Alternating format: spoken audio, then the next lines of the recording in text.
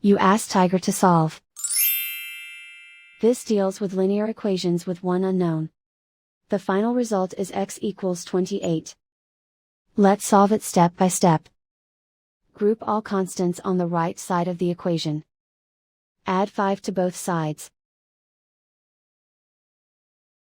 Simplify the arithmetic.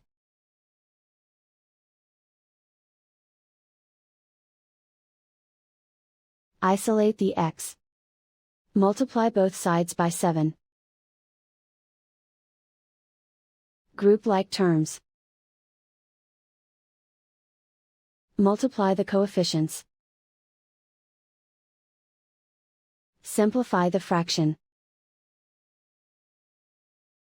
Simplify the arithmetic. And so the final result is x equals 28.